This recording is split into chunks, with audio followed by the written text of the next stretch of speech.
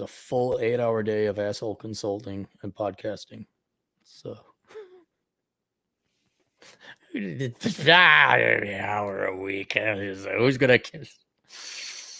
Oh, hi, Aaron. I'm looking for some advice on the best areas to visit out west in the coming month or so, say mid-September through October. Okay, solid fall. Like many, I've been working remotely since lockdown hysteria began. I'm 38, divorced, have no kids, work as a computer programmer from my town in a state that is one of the most boring states ever to exist in statehood. There's no reason why I can't take the show on the road and do some reconnaissance. Yes, I read the book. Good man. It's getting late in the year, but I'd like to take advantage of what's left to get a taste of the digital nomad lifestyle. Well, fall's a great time to travel, and spring, because if you want to go south, like in Arizona especially, or Nevada, it's not that hot. And it's not that cold up north either. But truthfully, the only place you got to really about it being that cold would be Montana, Idaho, and maybe parts of Wyoming. But by that time, if you want to get your mountain fix, you can just go down to Colorado and Washington State and get that.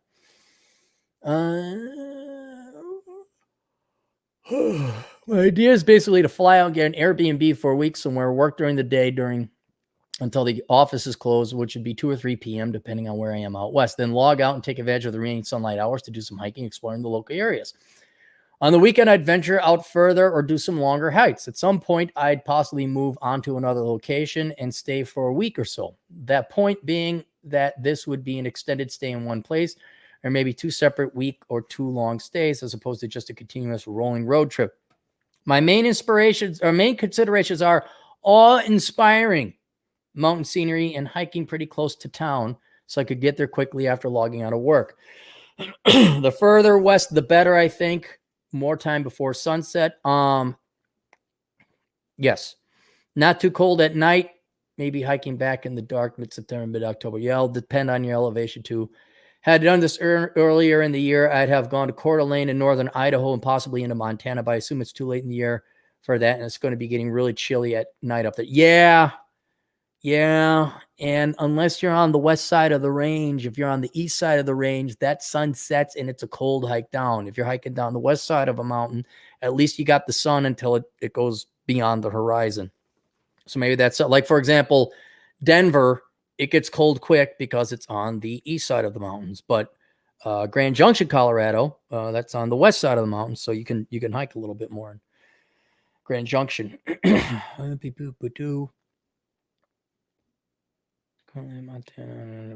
Right now, one potential plan I have is to fly to Salt Lake mid-September. Okay, that was going to be one of the places I recommend. You get an Airbnb for a week, then play it by ear and either stick around there or head to Las Vegas, Red Rock and such, then fly home. Well, Red Rock doesn't have, there's no trees. Alternatively, I've considered the front range of Colorado, starting Fort Collins and meandering south. There you face that problem. You're going to be on the east side of the range, and the sun's going to set early. Reno, Lake Tahoe, that's not bad. It's on east side, but it's desert, it's warmer. Somewhere in California near Yosemite or Sequoia, Phoenix, or someplace Arizona. Well, there's no mountains. All right. Let me know what you think and what other information you may need. I'm fine with either email or video response. So I said, interesting. When it comes to mountain scenery, you mean pine trees and foliage with snowy mountaintops? Are you just as interested in desert mountains and canyons with various layers of strata? If you're looking for a difference, look up images of Glacier National Park versus Canyonlands National Park. Also, why would you fly? You're going to need a car. Probably be best to drive out there instead, unless I'm missing something. And are you okay with small towns, or do you need a big town with social activity or at least a good cigar lounge to go to? Regardless, let's call this 37 while an email will cost 32. If you're interested, make the corresponding payment here and also blah, blah, blah. All right. I'm sorry, guys. I'm in the last. I'll read anything you put in front. I'm running into my last bits of energy. Eric writes, hey, Aaron, thanks for a quick response. Ideally, I'm thinking of the iconic and literally Rocky Mountain look, so gray rocks with trees. More like Glacier or Teton rather than red like Canyonlands or Grand Canyon. However, I realize it's getting late in the year. May have missed my window to some extent. Red desert type mountains are also appealing. So if it's too late for the ideal, then I'd be quite happy changing course and saving the Great Rocky Mountains next year. That's sort of why I tossed in Vegas and Phoenix. It's still going to get hot. You still got something to work with. I've been to Rocky Mountain National Park near Estes and Golden, Colorado before, and that was truly awesome. But my preference would be someplace different this time just to mix it up. I could drive, yes. I've been debating that, but was just thinking that since flights and rental cars are so cheap now, I'd potentially skip the long drive across the flat, boring, endless states like Nebraska. Driving may indeed be better, though, especially if I decide. Well, why don't you look up car rentals? Because they're surprisingly expensive now. They used to be cheap, but all of a sudden I looked at, what was I going, Philly. $70 freaking dollars a day for a car. Now, that just could be Marxist, leftist, Democrat politics and regulation driving the cost up. But yeah, you go take a look and see what car rentals are in Colorado or wherever you might fly into. Small town would be fine. Yes, I quit drinking a year ago, so nightlife is not a big factor. Ideally, there'd be some form of civilization so I can hit the gym or yoga or maybe meet up with some people for a boot camp type workout. But even still, I could also spend part of the time in a very small town. Would be fun. I really just need Wi-Fi at the motel and great hiking nearby. Let's go with the video response, blah, blah, blah. All right. September. Let me pull up the old map here. I'm going to recommend you look at car rentals, but I think you need to drive because it's going to be very expensive. I'm going to start with Durango, Colorado. Okay. Let me zoom out here. Yep. Okay, Durango, Colorado. All right. I think Durango, Colorado, I'm trying to think of something better, and I can't think of anything better. And the reason I like Durango, Colorado is it's going to be south enough. This is right where you get out of big, craggy, snow-capped, tree-covered mountains, and then you go into the desert. A matter of fact, what begins is the Grand Canyon. Canyonlands National Park is only like 3 or 4 hour drive from there, if that. And what starts the Grand Canyon is Bluff. I mean, that's New Mexico. No, Utah. So I would go to Durango. And what I would do is between Durango and Ouray, spelled Ouray, there's just a ton. It's in the Uncompahgre Mountains there along 550. So Durango's big enough. I think they have a Walmart. You should have adequate internet access. Travel busy season should be over by now. Hotel shouldn't be that expensive. And man, I just do that stretch from Ouray to Durango and stop at Silverton. A ton of hiking. Engineer Peak. Once you get acclimated to the altitude, I do Engineer Peak. That's pretty cool. And that's one place I would do. Denver, you've been to the traditional Rocky Mountain National Park. Yeah, these are cool mountains in Uncompahgre. From there, that'll give you an idea. You'll get mountains.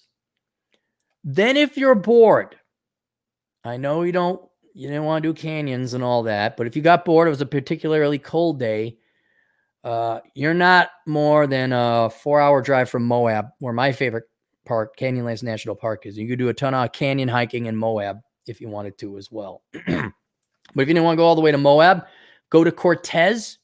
You get some canyon hiking there, and you want to do Canyon of the Ancients. It's free. And what's great about Canyon of the Ancients is you get to see all those ancient adobe dwellings from the Utah Indians back, 800 AD and whatnot. Skip Mesa Verde National Park. Skip it. Not worth it. Don't do Mesa Verde National Park. Skip it. You'll see better stuff at Cortez. I'm sorry, at Canyon of the Ancients. But that corridor there between Ouray and Durango, there should be enough hiking to keep you occupied for a week easy.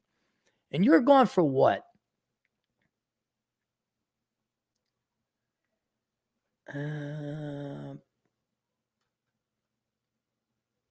Mid-September through October. Okay, so you got a month and a half. All right. Well, logistically, maybe you save Durango for the last week or two.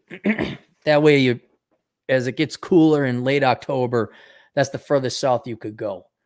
So that's let's just do Durango. That's a good one. Let me zoom out here. The reason I'm only doing Colorado is because you're likely going to be coming in on 80 or 70. Salt Lake is a good one. Maybe do that first. Salt Lake is great because you got mountains. Oh, you got like 3 mountain ranges. Technically, you got, what is it? Tule Peak. I did that.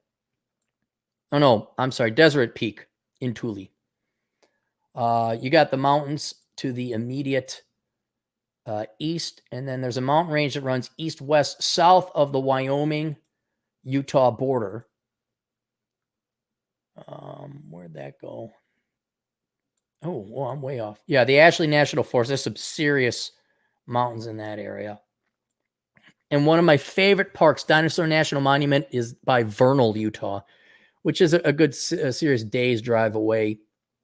And there's some hiking. If you go there, contact me. I'll give you, for extra money, I'll tell you the best hikes to do. But you go to where the Green River and the Yampa River meet. Actually, you should be able to look that up. Northern access to that, where those two meet. You should be able to find that there. But Salt Lake, they'll give you an idea of a major Western town. And you could go, you could go drive down south. You could even maybe make it to, well, let's just keep that. So I'd say, do a week in Salt Lake. You'll have plenty of hiking there. And then your weekend trip could be out to Vernal. Don't even bother with Wyoming. Don't bother with Wyoming. So I'd leave that there. Then maybe I do a couple weeks in Durango because something just dawned on me. Oh, geez, you do like those mountains, though. You want to have your precious. You know what? You're going to get some canyons from me. Too bad. All right, Salt Lake. Boom. Mountains all over the place. Desert off to your west. You're good to go. Some great hiking out there. Big, major metropolitan city out west. Durango. Moderate size, medium size city, but it's south. It should be a little bit warmer. Hit that corridor between Ouray and Durango. Plenty of hiking. Stop at Silverton. Have a drink. Well, don't have a drink. You're not drinking anymore. But you have to do that Canyon of the Ancients in Cortez. Then what I'm going to recommend you do, and there's no easy way to get there, I'm going to recommend you camp out in St. George, Utah for the last 2 weeks, or last however many weeks you have there. The reason I'm going to say St. George is by late October, it'll be not as hot as the desert down below, because basically you drop south of St. George, Utah, and you just go down a canyon off a mountain ridge, and you're in the desert valley that Las Vegas is in. So just 20 miles south of St. George, now it's the same temperature as Las Vegas. You're in St. George, I think you're 2,000 or 3,000 feet above Las Vegas. Not that hot. And what I would recommend you do is while you're in St. George, you have to do Zion. You have to do Angel's Landing in Zion. You have to do Temple of Sirinawa in Zion. Bryce. And if you get a little bit of time, there's other things you could do in there. The Kolob Reservoir, you come in from the north. That might be something fun to do. And then you got time to go to Vegas on the weekend. It's only a 2-hour drive down to Vegas. And I think that'll give you, 2 weeks in each of those spots. If you time it, you start north, Salt Lake. You go to Durango. Cut over to St. George. And if you got a little bit of spare time, Vegas is right there. And there's plenty to do in Vegas. I think that would probably be, you're going to do a lot of driving. There is no good way across from Durango to St. George. There really isn't. You got to go through the res. Yeah, maybe come the back door through. I've done that on 89A. There is no good way to do that. But yeah, there you go. That's what I recommend. Okay. You super chat, no super. Boom. That's it. Questions, answers, Asshole Consulting. See you guys later. Toodles.